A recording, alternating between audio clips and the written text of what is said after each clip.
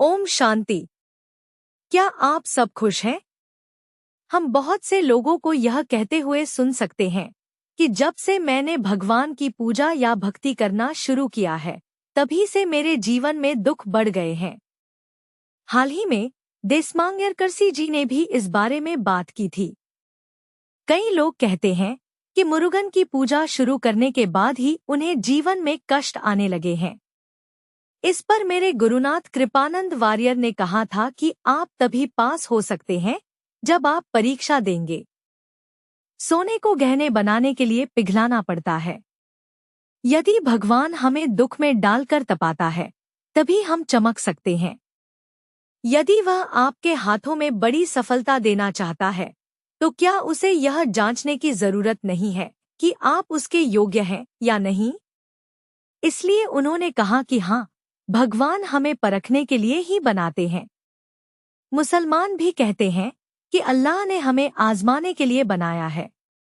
यह बात बहन द्वारा कही गई बात से सहमत है।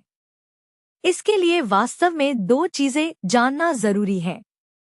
पहला, यदि आप भगवान में विश्वास नहीं भी करते हैं, तब भी जो होना है वह होकर ही रहेगा। यदि आपको लगता है कि दुख इसलिए आया क्योंकि आपने विश्वास किया, तो भी वह उस समय होना ही था। लेकिन जिस समय आपने भगवान को पकड़ा, वह चमत्कार है। क्यों? क्योंकि जब बाढ़ आती है और आप बह रहे होते हैं, तो आप किसी चीज को पकड़ते हैं। बाढ़ आपको इसलिए नहीं बहा रही थी क्योंकि आपने उसे पकड़ा, लेकिन उस समय पकड़ने के लिए कुछ मिल गया। यह आपका सौभाग्य था। इसी तरह उस समय भगवान को पकड़ना आपका किया हुआ भाग्य है। आज भगवान से यह और वह मांगना भक्ति बन गई है, लेकिन वास्तव में भक्ति इसके लिए शुरू ही नहीं की गई थी। जरा सोचिए, विष्णु मंदिर में लोग नृत्य करते हैं और भजन गाते हैं। यदि वे कुछ मांगते तो क्या वे ऐसे नृत्य कर पाते? इसी तरह ईसाई भी थैंक यू जीसस गाते हुए ईसा मसीह की महिमा करते हैं। तो यह भक्ति वास्तव में हर धर्म में क्यों हो रही है? इस बात को जानना बहुत महत्वपूर्ण है। इस ज्ञान की कमी के कारण ही लोग नास्तिक बन रहे हैं। एक फिल्म में एम.आर. राधा भी कहते हैं कि हाँ, भगवान ने तुम्हें ही क्यों तकलीफ में रखा है? इसका मतलब यह है कि तुम इतने भक्त हो, फिर भी क्यों पीड़ित हो? कमल हासन की फिल्म अनबे शिवम का मूल आधार यही है। वे दिखाते हैं कि जो भगवान की पूजा नहीं करते वे भी पीड़ित होते हैं, और जो पूजा करते हैं वे भी पीड़ित होते हैं। इसलिए नास्तिक इस निष्कर्ष पर पहुंचते हैं कि बेकार में क्यों पूजा करें, जब पूजा करने से कुछ नहीं हो रहा है। यह भी एक महत्वपूर्ण कारण है कि नास्तिक नास्तिकता की ओर क्यों जाते हैं। लेकिन वास्तव में भक्ति क्यों की जाती है? हिंदू धर्म में भेंट चढ़ाने की प्रथा है। ईसाई धर्म में भी यह प्रथा है। वेलंकन्नी जैसे धार्मिक स्थलों पर भी यह होता है। यह सब क्या है? वे एक इच्छा व्यक्त करते हैं, और यदि वह पूरी हो जाती है तो वे नारियल फोड़ते हैं, मंदिर आते हैं या नमक मिर्च चढ़ाते हैं। इस तरह वे अपनी शक्ति के अनुसार एक इच्छा रखते हैं। जैसे वे आग पर चलते हैं। आग पर चलने के लिए उन्होंने कुछ मांगा नहीं था, है ना? उन्हें कुछ चाहिए था, वह उन्हें मिल गया, और वे उस भगवान को धन्यवाद दे रहे हैं जिसने उन्हें वह दिया। यही भक्ति है। भक्ति वास्तव में उसी के लिए की जाती है। लेकिन किसने कब और कैसे भक्ति शुरू की? अब क्यों नहीं पूछी गई हर बात पूरी होती है? यह हमेशा नहीं होता है। कभी कभी होता है और कभी कभी नहीं होता है। अगर हो जाए तो मान लेना चाहिए कि यह भगवान ने किया है। अगर नहीं हो तो मान लेना चाहिए कि भगवान हमारे भले के लिए कुछ कर रहे हैं। लेकिन आज भक्ति बदल गई है। पहले भक्ति कुछ भी मांगने के लिए शुरू नहीं की गई थी, क्योंकि जब भक्ति शुरू हुई थी तब मनुष्य के पास सब कुछ प्रचुर मात्रा में था। सबसे पहले भक्ति कैसे शुरू होती है? सबसे पहले शिव के लिए मंदिर बनाए जाते हैं। सोमनाथ मंदिर दुनिया का पहला मंदिर है और यह दुनिया में सबसे अधिक लूटा गया मंदिर भी है।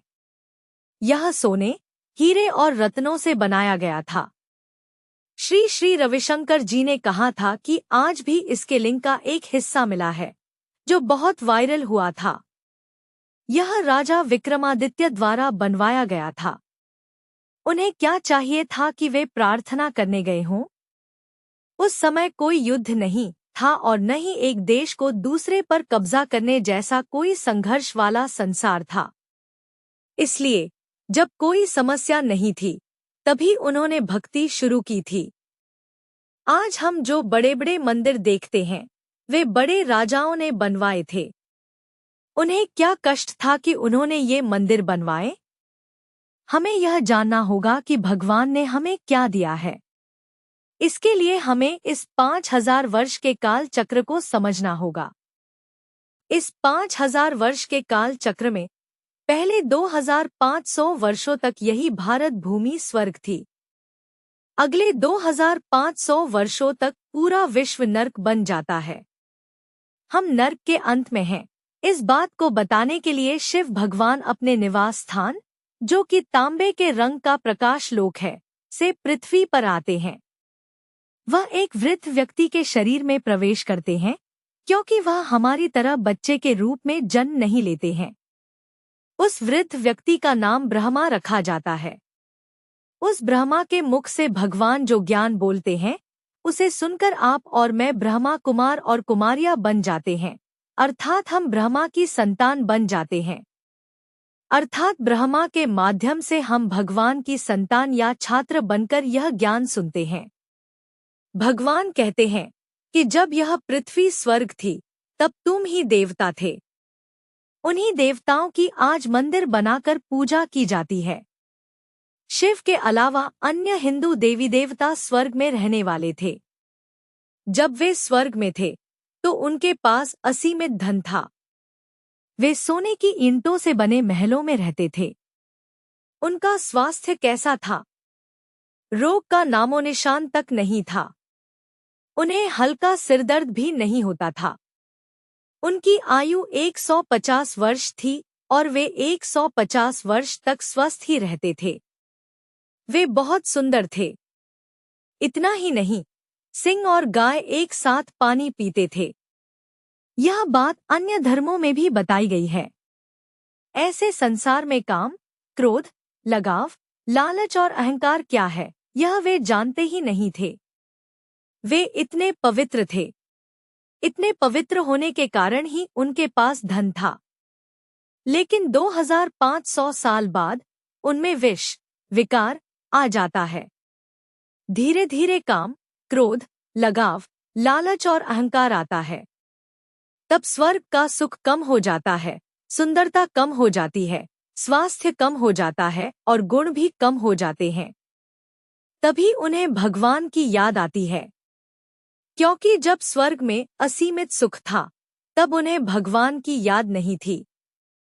जब वह सुख थोड़ा कम हो जाता है, तो अचानक उन्हें भगवान की याद आती है ना? एक बच्चा जब मजे से खेल रहा होता है, तो वह माता पिता की चिंता नहीं करता। लेकिन जब दोस्त चले जाते हैं, तभी वह माता पिता को ढूंढता है। उसी तरह जब सुख कम हो गया, तब हमने भगवान को ढूंढना शुरू कर दिया। तभी हम भक्ति करते हैं। क्या आप जानते हैं कि हम वह भक्ति क्यों करते हैं? उस स्वर्ग को हमें देने के लिए, भगवान को धन्यवाद देने के लिए। इसीलिए भक्ति शुरू की जाती है। भगवान ने स्वर्ग कब दिया? जब स्वर्ग समाप्त हुआ और नर्क शुरू हुआ, हम धीरे धीरे सब कुछ खोते गए। हम भक्ति तो करते रहे, लेकिन सब कुछ खोते रहे। इसलिए भक्ति करने से आपको कुछ भी मिलने वाला नहीं है, क्योंकि यह पाने के लिए नहीं थी। यह जो मिला था उसके लिए धन्यवाद देने के लिए थी, बस इतना ही। धीरे धीरे क्या हुआ कि हमने सोचा सब कुछ उन्होंने ही दिया था, तो वही सब कुछ छीन भी रहे हैं। तो यह विचार आने लगा। तो क्या भगवान परीक्षा ले रहे हैं या नहीं? ऐसे विचार आते हैं। नास्तिक कहते हैं, मुझे ऐसे भगवान की जरूरत नहीं है, और वे नास्तिकता की ओर चले जाते हैं। हमने अब सब कुछ खो दिया है। सही कहा जाए तो जो कुछ भगवान ने स्वर्ग में दिया था, हम उसे धीरे धीरे खोते गए और अब हमने सब कुछ खो दिया है। जब हम सब कुछ खो देते हैं, तब भगवान फिर से सब कुछ देने के लिए आते हैं और कहते हैं कि तुमने स्वर्ग में जो असीमित सुख का अनुभव किया, उसका कारण यह था कि तुम्हारा स्वभाव दैवीय था। कोई पाप कर्म नहीं होता था। काम, क्रोध, लगाव, लालच और अहंकार, जिन्हें पंच महापाप कहते हैं, वहां कोई जानता भी नहीं था कि वे क्या है। यह कैसे संभव था? वहां रहने वाला कोई भी स्वयं को यह नश्वर शरीर नहीं मानता था। वे उस शरीर में रहने वाली अविनाशी आत्मा की भावना में रहते थे। आत्मा यानी जीवन, यह भौहों के बीच एक तारे की तरह चमकती है। इसीलिए यहाँ बिंदी लगाने की प्रथा है। वे स्वयं को और दूसरों को आत्मा के रूप में महसूस करके ही बात करते थे। इसलिए उनका ध्यान शरीर की ओर नहीं जाता था। तो यदि ध्यान आत्मा पर है, तो अदृश्य आत्मा पर ध्यान केंद्रित करने के लिए भयानक एकाग्रता शक्ति की आवश्यकता होगी। जब इतने सुंदर पुरुष और महिलाएं थीं और उनकी सुंदरता ने उन्हें जरा भी विचलित नहीं किया, तो सोचिए कि आत्मा कितनी शक्तिशाली रही होगी। इस तरह शक्तिशाली आत्माएं धीरे धीरे अपनी शक्ति खो देती हैं, जैसे सेलफोन की चार्जिंग कम होती है। 2500 साल बाद जब आत्मा की शक्ति कम हो जाती है, तो बुद्धि बाहर भटकती है। जब बुद्धि भटकती है, तो हम धीरे धीरे सब कुछ खो देते हैं, क्योंकि जब बुद्धि बाहरी दुनिया में चली जाती है, तो हम पाप करना शुरू कर देते हैं। अब भगवान कहते हैं कि मैं वह सब कुछ वापस दिलाने का मार्ग सिखाने आया हूँ, जो तुमने खो दिया है। स्वयं को शरीर समझना ही तुम्हारा सबसे बड़ा पाप था। उसी के परिणामस्वरूप काम, क्रोध, लगाव, लालच और अहंकार आए। इन 5 विकारों में नंबर 1 दुश्मन काम, वासना है। आपको इस पर विजय प्राप्त करनी होगी। इसके लिए आपको बस इतना करना है कि स्वयं को आत्मा समझें और मुझ शिव परमात्मा को याद करें। भगवान कहते हैं, तांबे के रंग के प्रकाश लोक में तारे की तरह विराजमान भगवान को ही हम शिव, मुसलमान अल्लाह और ईसाई परमपिता कहते हैं।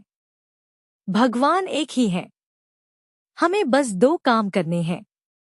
1. स्वयं को आत्मा समझकर परमात्मा को याद करना है। दूसरा, भगवान रोज उस वृद्ध के शरीर के माध्यम से, ब्रह्मा के माध्यम से यह ज्ञान दे रहे हैं। हम इस ज्ञान को मुरली कहते हैं। यह सभी ब्रह्मा कुमारियों के राजयोग ध्यान केंद्रों में पूरी तरह से निःशुल्क मिलता है। YouTube वेबसाइटों पर इसके लिंक इस वीडियो के विवरण में दिए गए हैं। इसे अवश्य देखें और लाभ उठाएं। भगवान पूछते हैं कि गुरु, साधु और सन्यासी को उनके अमीर भक्त आश्रम बनवा कर देंगे, सोने का सिंहासन बनाकर देंगे, ऐसे कई काम करेंगे, है ना? हमने सत्य साईं बाबा जैसे कई प्रसिद्ध लोगों को देखा है, लेकिन उन्होंने जो कहा वह ज्ञान नहीं था। वे केवल पहले से मौजूद वेदों को पढ़कर सुनाते हैं, बस इतना ही। इससे कोई लाभ नहीं होता।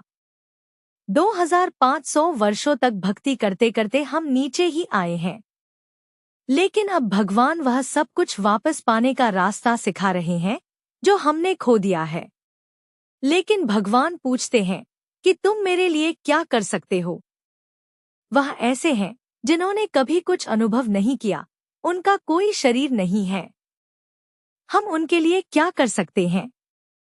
और हमारे पास करने के लिए भी कुछ नहीं है। हमने सब कुछ खो दिया है। हमने कहा था ना, भक्ति मार्ग में यह होता है कि अगर तुम मुझे यह दोगे तो मैं तुम्हारे लिए यह करूंगा। हमने ऐसा नहीं कहा, फिर भी भगवान देते हैं। इसकी याद में स्वर्ग प्राप्त करने के बाद हमें भगवान की याद नहीं रहेगी। इसलिए हम भक्ति नहीं करेंगे। लेकिन जैसे ही वह सुख थोड़ा कम होगा और भगवान की याद आएगी, तब हम सभी बहुत अमीर होंगे। तभी हम भक्ति करके उस स्वर्ग के लिए भगवान को धन्यवाद देते हैं जो उन्होंने हमें दिया था। इसलिए आपके भक्ति करने और आपके द्वारा अनुभव किए जा रहे कष्ट या सुख के बीच कोई संबंध नहीं है। यह आपके पाप और पुण्य के खाते पर निर्भर करता है। यदि आपने बहुत पाप किए हैं तो आपने बहुत कुछ खो दिया होगा। इसका मतलब है कि जब आत्मा अपनी शक्ति खो देती है तो आप खो रहे होते हैं। यदि आत्मा ने उतनी शक्ति नहीं खोई है तो वह जारी रहेगी। आप जो कुछ भी छुएंगे वह सोना बन जाएगा। आप किसी काम पर जाएंगे और अचानक आप भाग्यशाली व्यक्ति बन जाएंगे। इसका मतलब है कि आपके अंदर पुण्य का खाता है। क्या आप जानते हैं कि सबसे ज्यादा कष्ट किसे झेलना पड़ता है? उन्हें जो स्वर्ग में शुरुआत में आए थे। क्योंकि शुरुआत में आए लोगों ने स्वर्ग में पाप नहीं किया था, लेकिन जैसे ही नर्क शुरू हुआ उन्होंने पाप करना शुरू कर दिया। लेकिन अन्य धर्मों के लोग जो हैं, जैसे ईसाई धर्म को 2000 साल ही हुए हैं, तब तक आत्माएं ऊपर ही रहती हैं। यीशु मसीह के आने के बाद ही वे इस पृथ्वी पर जन्म लेना शुरू करते हैं। इसलिए वे तुरंत पाप भी नहीं करते हैं, क्योंकि इस पृथ्वी पर उनके जीवन काल में, मतलब उस आत्मा के जीवन काल में, आधा उनके लिए स्वर्ग जैसा होगा। यदि उनका जीवन काल 2000 वर्ष है तो 1000 वर्ष उनके लिए स्वर्ग जैसा होगा। बाइबल में भी 1000 वर्ष स्वर्ग और 1000 वर्ष नर्क का जिक्र है, लेकिन यह केवल ईसाइयों के लिए है। इसे मूल स्वर्ग से तुलना नहीं किया जा सकता। वे इसे स्वर्ग कहते हैं क्योंकि उन्होंने जो दुनिया देखी है उसमें यह सबसे अच्छी दुनिया है। इसलिए ईसाइयों ने पिछले 1000 वर्षों से ही पाप किया है। लेकिन हम जो स्वर्ग में देवता थे 2500 वर्षों से पाप कर रहे हैं। तो अगर ज्यादा पाप किया है तो सजा भी ज्यादा मिलेगी। दुख तो आएगा ही, इसलिए हमें ज्यादा दुख मिलता है। लेकिन जिस समय वह आना था भगवान भी आ गए। हमने भगवान को पहचान लिया और हम भगवान से ज्ञान भी ले रहे हैं। उसी समय दुख भी बढ़ रहा है। मैं कहता हूँ कि इस 5000 वर्षों में जो कुछ भी होता है वह बार बार होता है। आप एक फिल्म को कितनी बार भी देखेंगे, दृश्य तो वही रहेंगे। उसी तरह चूंकि यह बार बार होता है, इसे एक नाटक भी कहा जा सकता है। तो इस नाटक में जो कुछ भी रिकॉर्ड किया गया है वह निश्चित रूप से अच्छाई से भरा होगा। वह कहते हैं, तो देखिए हमने पाप किया है और जब हमें सजा मिलनी थी तब भगवान आ गए। हमने भगवान को पकड़ लिया। जैसे लहरों में बहते हुए अचानक कुछ पकड़ लिया जाता है, हमने भगवान को पकड़ लिया। भगवान को पकड़ने से आपके अंदर उस दुख का सामना करने की शक्ति आनी शुरू हो जाएगी। यदि आप उनका ठीक से पालन करते हैं जो उन्होंने कहा है। यदि आप लापरवाह रहे तो आप फंस जाएंगे, क्योंकि आपको यह ज्ञान उस पाप की सजा आने के ठीक पहले मिलता है। यदि आपको ज्ञान मिलने के बाद भी आप लापरवाह रहते हैं तो आप फंस जाएंगे। इसका एक उदाहरण देखिए। यहाँ हमें क्या करना है? आत्मा को महसूस करके शिव परमात्मा को याद करना है और भगवान का ज्ञान सुनना है ना? एक दूसरे को आत्मा के रूप में देखना है और शरीर को बिल्कुल नहीं देखना है। यहाँ काम, वासना पर विजय प्राप्त करनी है। यह ज्ञान मिलते ही शरीर से काम में लिप्त नहीं होना है। फिर भी मन विचलित होता है ना? इसलिए भगवान को याद कर करके उस पर भी विजय प्राप्त करनी है।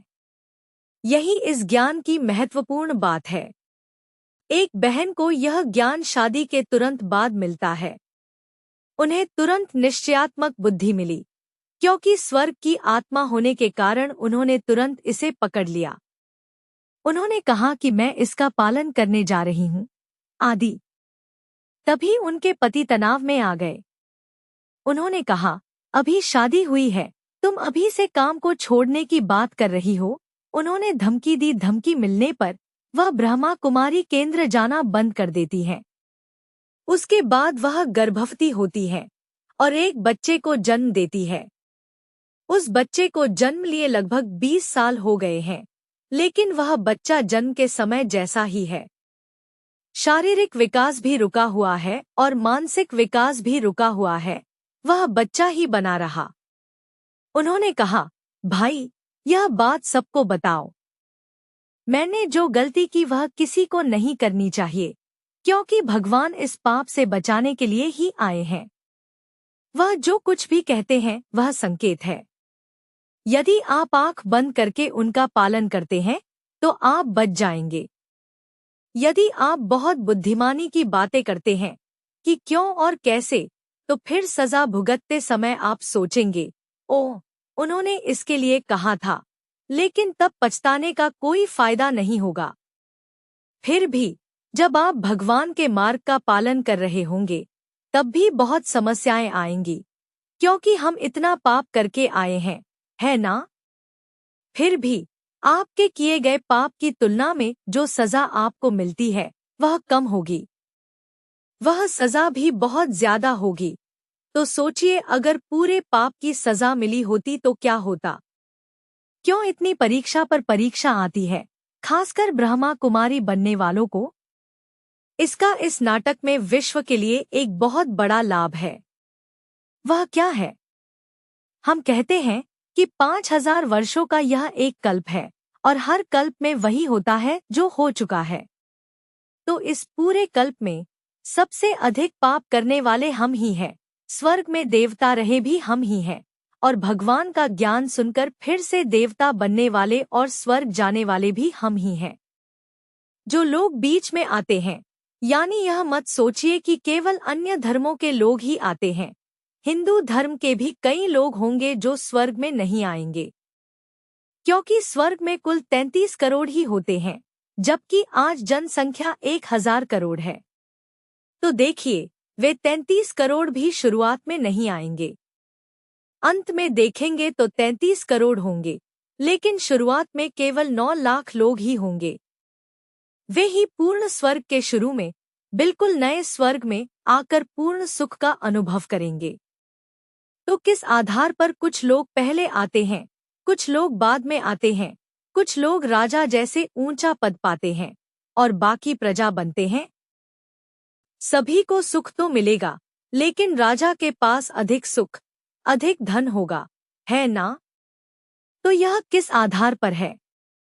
वे ही स्वर्ग में ऊंचा पद प्राप्त करेंगे और शुरुआत में आकर स्वर्ग के पूर्ण सुख का अनुभव करेंगे, जो अब भगवान की याद में रहते हैं और काम, क्रोध, लगाव, लालच और अहंकार में जरा भी नहीं फंसते हैं। यहाँ तक कि मन में भी काम, क्रोध या लगाव का छोटा सा भी विचलन न आए। वे ही अब आत्मा को उस हद तक शक्तिशाली बना रहे होंगे। उन्होंने पूरी तरह से भगवान की याद में रहकर कलयुग की किसी भी चीज को देखकर भी न देखने और सुनकर भी न सुनने का अभ्यास पूरी तरह से किया होगा। इस तरह पूरी तरह से अभ्यास करते समय उन्हें बहुत सारे परीक्षा पत्र, टेस्ट भी मिलेंगे, लेकिन वे जरा भी नहीं हिलेंगे, क्योंकि आत्मा की शक्ति बढ़ती जा रही है। इसमें एक लाभ यह है कि हर कल्प में हम जो स्वर्ग में देवता थे वही यह ज्ञान लेंगे, अन्य लोग यह ज्ञान नहीं लेंगे। लेकिन जब दुनिया का अंत होगा तब वे दुख सह नहीं पाएंगे, है ना? उन्होंने अभ्यास नहीं किया है ना? तो अब जो ब्रह्मा कुमार कुमारियां पूरी तरह से अभ्यास कर रहे हैं और समस्याओं के आने पर मजबूत हो रहे हैं, इस तरह मजबूत होने से उनमें योग बल भर जाता है भगवान को याद कर करके। उन अज्ञानी आत्माओं को जिन्हें शक्ति की आवश्यकता होती है, जो यह ज्ञान नहीं लेते हैं, हम अंत समय में ज्ञान दे देंगे। अंत में सभी को याद भी आएगा। हाँ, ब्रह्मा कुमारियों ने कहा था कि आत्मा समझकर तांबे के रंग के प्रकाश लोक में तारे की तरह शिव परमात्मा को याद करने से ही ऊपर जाया जा सकता है। वे याद करने की कोशिश करेंगे, लेकिन याद नहीं कर पाएंगे, क्योंकि उन्होंने अभ्यास नहीं किया है ना? क्योंकि जब पत्नी, बच्चे, संपत्ति खो चुकी हो और दुनिया का विनाश आंखों के सामने हो रहा हो, तो इतने सारे विचारों के बीच भगवान को कैसे याद किया जाए? तब जो लोग अब पूरी तरह से प्रयास कर रहे हैं, वे अंत समय में पूरी तरह से तैयार हो जाएंगे। जब वे उनके सामने आएंगे, तो वे पूरी तरह से भगवान की याद में शांत रहेंगे। उस शांति की कंपन लहरें उनके चारों ओर फैल जाएंगी। वह शांति उन अशांत अज्ञानी आत्माओं को अस्थायी शांति देगी। वास्तव में मंदिर जाने पर जो शांति मिलती है, वह इसी की याद है। यह सब अंत समय में जीवंत रूप से होने वाला है। अंत में मंदिर, मस्जिद, चर्च कुछ भी नहीं रहेगा। प्राकृतिक आपदाओं और सांप्रदायिक दंगों में सब कुछ नष्ट हो जाएगा। जब सब कुछ जीवंत रूप से हो जाएगा, तो उनकी जरूरत भी नहीं होगी, है ना? तो जब वे सामने आएंगे, तो वे शांत हो जाएंगे, भगवान को याद करेंगे और तुरंत ऊपर चले जाएंगे। इस तरह सभी को शांति और शक्ति प्रदान करके भगवान के पास भेजना, इसी को मुक्ति कहते हैं। मुक्ति देने के लिए धन्यवाद के रूप में ही भक्ति मार्ग में वे देवताओं की पूजा करते हैं, और हमारी जो देवता बनने वाले हैं और हमें देवता बनाने वाले शिव भगवान की भी पूजा करते हैं। इन देवताओं में नंबर 1 श्री नारायण हैं। वे अब शिव के बराबर पवित्र हो रहे हैं और दूसरों को शक्ति भी देंगे। इसीलिए उनकी इतनी पूजा होती है। तो भगवान का ज्ञान लेने के बाद दुख बढ़ने का कारण ज्ञान लेना नहीं है, बल्कि किए गए पाप है। लेकिन इसमें भी लाभ है। भगवान का ज्ञान लेने से हम भगवान को मजबूती से पकड़ लेते हैं।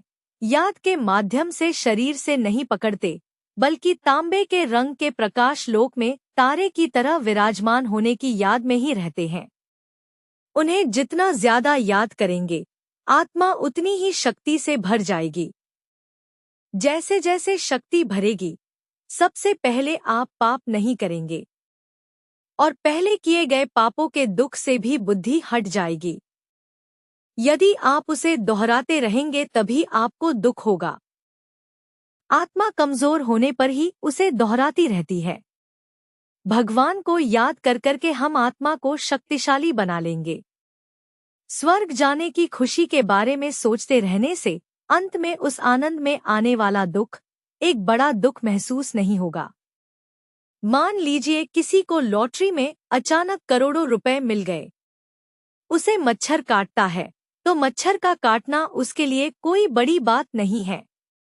वह उसे मारकर आगे बढ़ जाएगा, क्योंकि उसे इतनी बड़ी खुशी मिली है। उसी तरह जब आप सोचते हैं कि स्वर्ग मिल रहा है, तभी वह खुशी आएगी। इसलिए रोज मुरली सुननी चाहिए, सुनी हुई बातों पर चिंतन करते रहना चाहिए और दूसरों को बताते रहना चाहिए। अपने मन को इसी में व्यस्त रखना चाहिए, तभी व्यर्थ के विचार आपके मन में नहीं आएंगे। तब विश्व विनाश आने से पहले आत्मा शक्तिशाली हो जाएगी। इसलिए वह दुख आप पर भी असर नहीं करेगा, और आपकी शक्ति के माध्यम से आप दूसरों के लिए भी सुरक्षा कवच बनेंगे। यही कारण है कि सभी धर्मों के लोग कहते हैं कि भगवान को पकड़ने के बाद दुख आता है। ओम शांति। देखने के लिए धन्यवाद।